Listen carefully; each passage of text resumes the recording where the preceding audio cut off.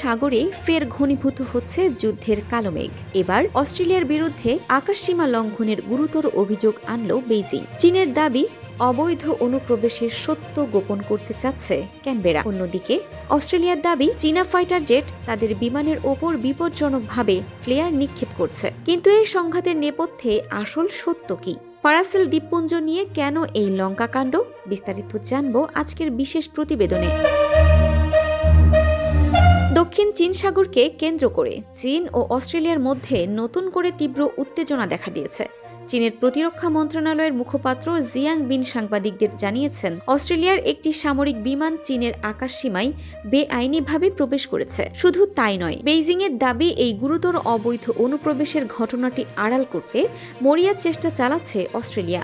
এই ঘটনার প্রতিবাদে চীন ইতিমধ্যেই অস্ট্রেলিয়ার কাছে আনুষ্ঠানিকভাবে কঠোর প্রতিবাদ জানিয়েছে। জিয়াং বিন আরও অভিযোগ করেছেন যে অস্ট্রেলিয়ার প্রতিরক্ষা বাহিনী যে বিবৃতি দিয়েছে তা প্রকৃত ঘটনাকে বিকৃত করছে এবং উদ্দেশ্যপ্রণোদিতভাবে চীনের ওপর দায় চাপাচ্ছে। তিনি অস্ট্রেলিয়াকে হুঁশিয়ারি দিয়ে বলেন, তাদের নৌ ও বিমান বাহিনীর সামনের সারির কার্যক্রম নিয়ন্ত্রণ করতে হবে, অন্যথায় দুই দেশের সামরিক ও কূটনৈতিক সম্পর্কের অপূরণীয় ক্ষতি হতে পারে বলে সতর্ক করেছে বেইজিং।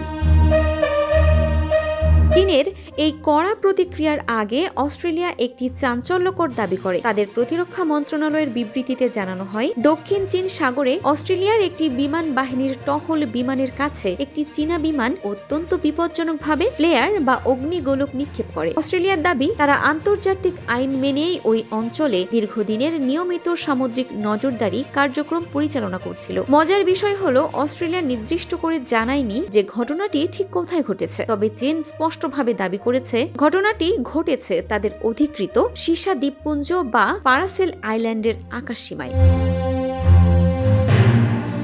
এই দ্বীপপুঞ্জ নিয়ে দীর্ঘদিনের আঞ্চলিক বিরোধ রয়েছে। বিশেষজ্ঞরা বলছেন, চীন ও অস্ট্রেলিয়ার এই মুখোমুখি অবস্থান দক্ষিণ চীন সাগরে আন্তর্জাতিক টহল এবং আঞ্চলিক স্থিতিশীলতার ওপর বড় ধরনের নেতিবাচক প্রভাব ফেলতে পারে। দুই দেশের সামরিক উত্তাপ এখন যে কোনো সময় বড় সংঘাতের রূপ নেওয়ার আশঙ্কা তৈরি হয়েছে। অস্ট্রেলিয়ার এই অনুপ্রবেশের অভিযোগ কি দক্ষিণ চীন সাগরে নতুন কোনো সংকটের ইঙ্গিত? চীন কি তার আকাশসীমা রক্ষায় আরও কঠোর হবে? আপনার মতামত আমাদের কমেন্ট বক্সে জানান।